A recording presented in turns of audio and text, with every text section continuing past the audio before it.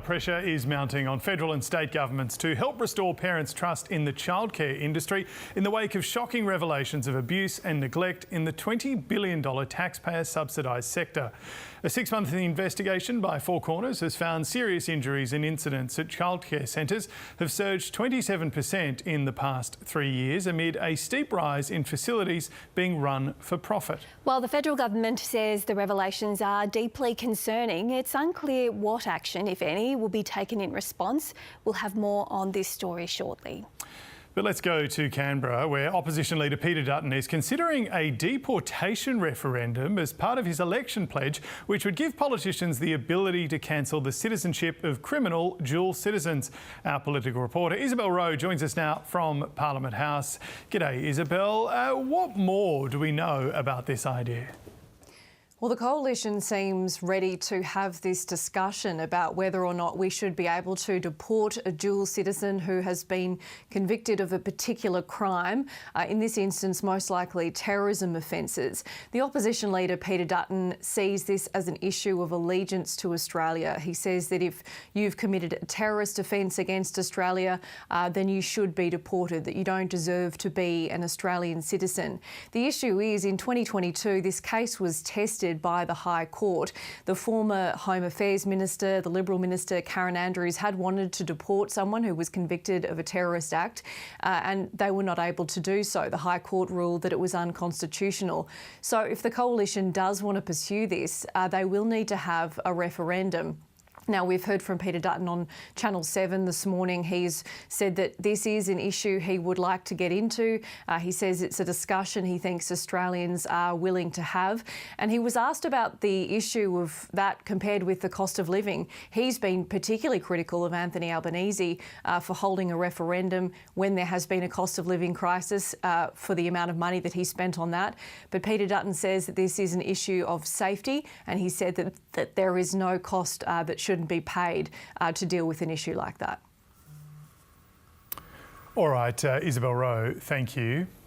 Let's return to our top story now, the reactions to the major ABC investigation into Australia's childcare sector. Four Corners reporter Adele Ferguson joins us now. Good morning, Adele. Look, there's been a lot of reaction to your incredible investigation last night. For you, what are you hearing from parents and from carers about what this investigation has meant to them? Yeah, well, they're just saying thank you that they've been given a voice.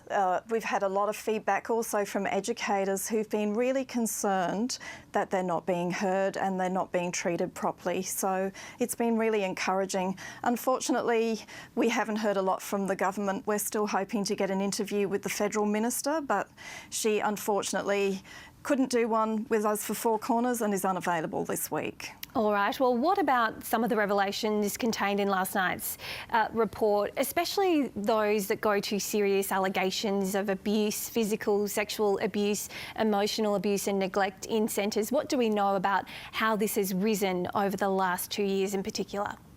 Yeah, so in terms of sexual abuse offences, it's one a day, which is alarming, and that's only 3 states who have reportable schemes. Most of the other states don't, so we don't really know how many there are, which is alarming.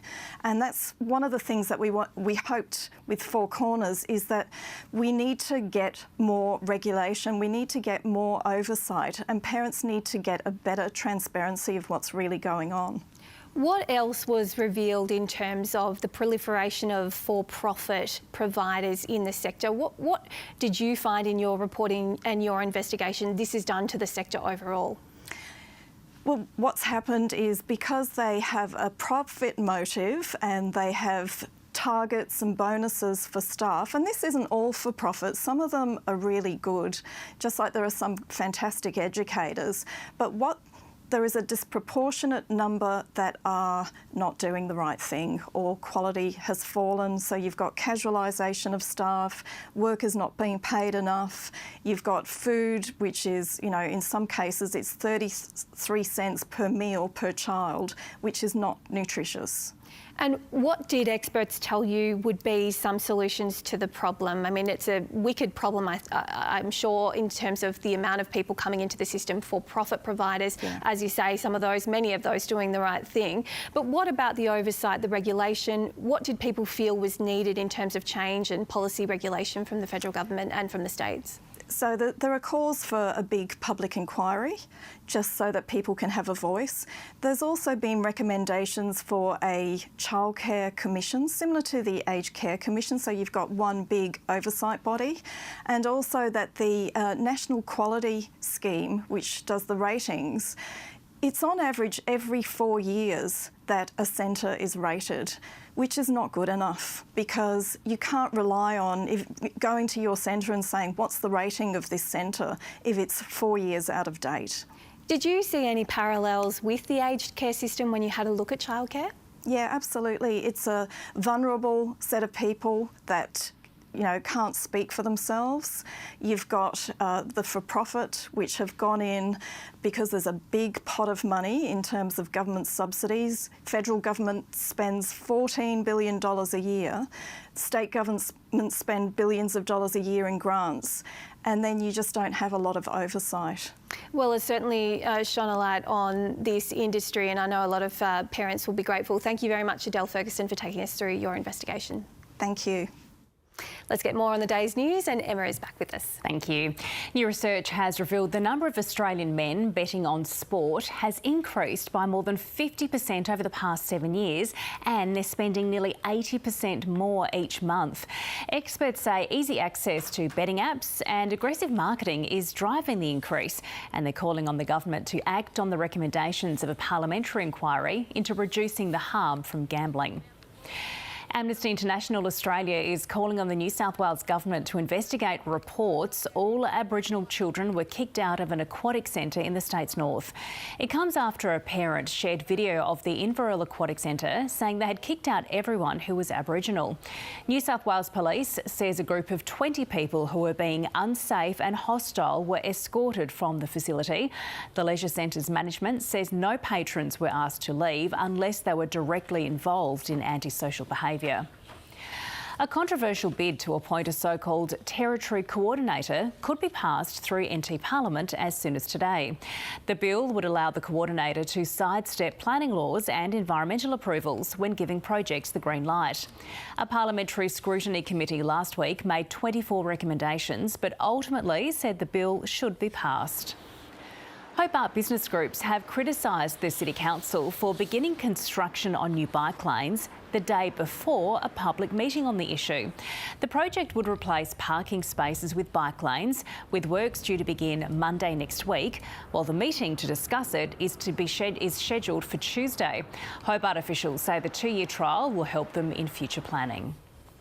Australia's new $5 note will honour First Nations people's connection to country, replacing the image of the monarch.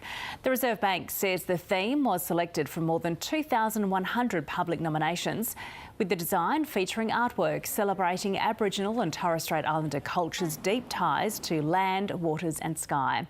Parliament House will remain on the reverse side of the note. And the Princess of Wales has raised a toast to St Patrick's Day with half a pint of Guinness after celebrating with the Irish Guards. Catherine, who's been a colonel of the regiment since 2023, missed last year's event after being diagnosed with cancer. Earlier, she presented traditional sprigs of shamrock to the guardsmen and their mascot, an Irish wolfhound named Seamus.